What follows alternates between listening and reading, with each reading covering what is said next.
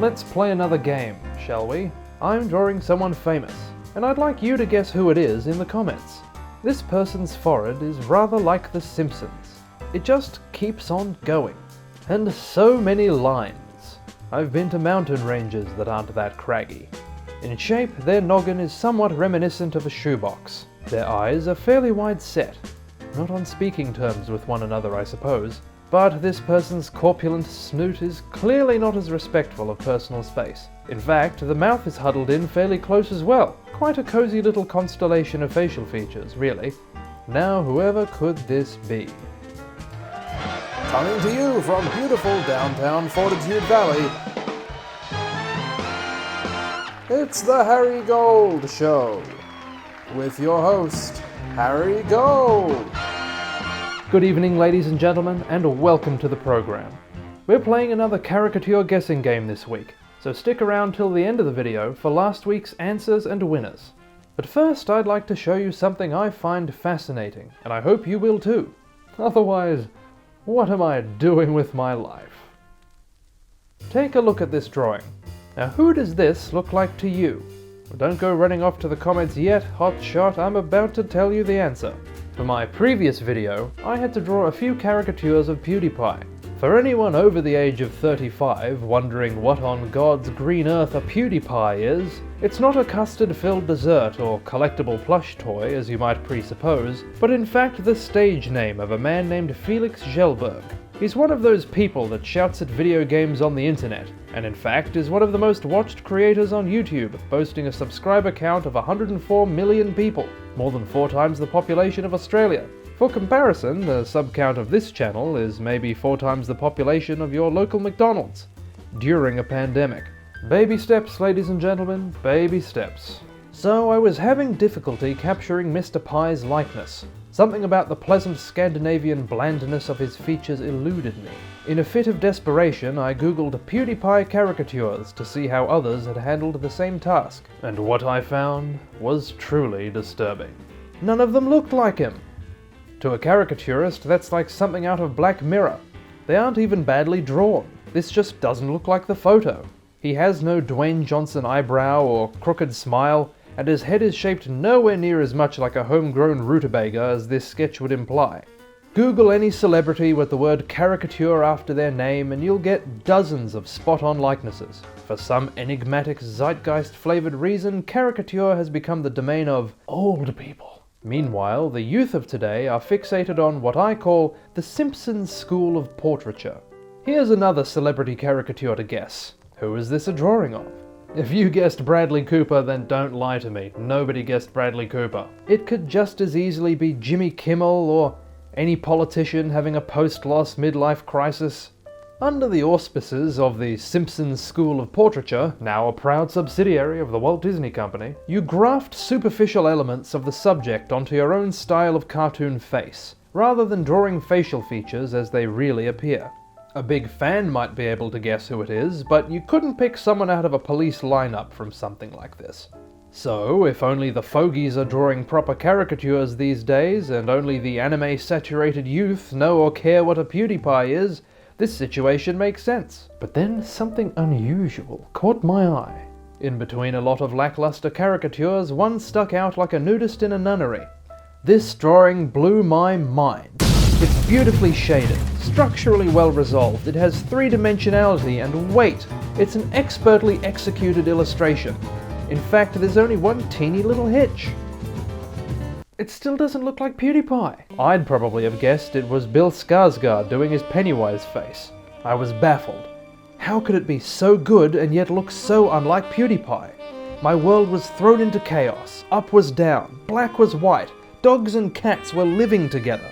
Then, a few days later, whilst looking for a photo of Mr. Pie to draw, I found this, and everything clicked. The clouds parted, the planets aligned, all was as it should be, again. This, I was convinced, was the photo that PewDiePie caricature was based on. And here's the missing piece of this unbelievably niche puzzle. The caricature looks just like the photo. It's a good caricature of that photo. But it's not a good caricature of the real man, because that's not a good photo of the real man.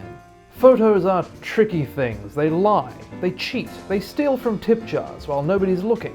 They can give a very distorted impression of what somebody looks like. Does Will Smith have a thin face with a long nose and tall forehead, or a chunky face with beady eyes and a button nose? Same man, same year even. The deceptive lighting in this photo results in a Cro-Magnon brow. An off-hair day has magnified into this big Conan O'Brien whoosh of hair. Throw in that awkward mid-sentence expression and you've got yourself a deadly trap waiting maliciously for an unsuspecting cartoonist. The poor fool never stood a chance. So, being unreasonably pleased with myself for making the aforementioned deduction, I decided to investigate further. The drawing comes from a how-to course on caricature from Proko, a website and YouTube channel run by artist and teacher Stan Prokopenko. They feature instructional videos on all aspects of the artistic process, perspective, anatomy, you name it. Enter Mr. Court Jones, a caricature specialist who is, in all probability, totally sick of people making tennis jokes about his name. Mr. Jones is responsible for this How to Caricature PewDiePie video. Glancing across his other work, Andrew Garfield and Casey Neistat are instantly recognizable, and I'd know Benadryl Crumblebunch's creepy alien face anywhere. This is clearly a man who can nail a likeness. So what, like all the best laid plans of mice and men, went awry? Everyone has off days. Lord knows I've done some drawings I'm not proud of. This one was published in a magazine, for God's sake, and I'll eat my hat if you can guess who it's supposed to be. If I had any scruples, I'd mail my paycheck back to the editor. But I don't.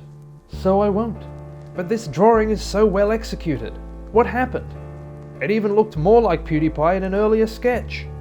At the risk of making a backseat artisan of myself, I would posit that Mr. Court was just not that familiar with the subject. Proko said, "Whoever this weirdo is, he gets clicks. Draw him next." And Court Jones said, "Okay." When you don't know your subject in and out, you have to rely on whatever malevolently satanic photographs Google dredges up from the bowels of the internet. Sometimes your gamble pays off. But sometimes you look at a photo of someone you don't know, hope their face is really that malformed, and then get ribbed about the result by some random jerk on the internet. So after all that, I would highly recommend checking out Proko. They're all extremely talented people and the videos are a very useful resource for any artist. The relevant links are in the description.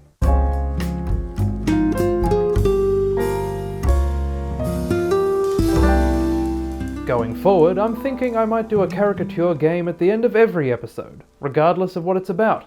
That's a fun idea, right? Right? Here are the answers for the last round. The first face was Elon Musk, and the first person to get it right was Muzzlewood. The second likeness was Dr. Anthony Fauci, and the first person to nail it was Eileen Dover. Very droll. The third and final face was Jodie Whittaker, current Doctor Who. It was Martina Zeitler who got that one. The first person to get all three correct was Laurie McLaughlin. Thanks for playing along, everyone. Now I'll draw one more celebrity. Try to guess who it is in the comments. Next episode I'll let you know who it was and who got it right first. This person has such a unique look I couldn't help but draw them. Their head looks squeezed in at the temple, giving it a shape like one of those watermelons that someone put a bundle of rubber bands on. This person's eyes are shaped like pumpkin seeds, and around the same size for that matter. They slope in towards a bulbous upturned nose, growing out of the front of their face like a persimmon. A ripe, greasy persimmon. This person's lower lip juts out, rather like that one drawer in your grandmother's house that just won't close properly no matter what you do. Their hair looks so black and oily, you'd expect to see pelicans drowning in it. Probably most notably, this person's neck has gone AWOL, so their head tapers clean down from their scalp to their shoulders, culminating in a silhouette resembling that of Juggernaut from X-Men. Did you recognize who that was? You won't really know for certain unless you hit that subscribe button and catch the answers in next week's episode. But this has been the Harry Gold Show, so until next time, stay safe, and God bless.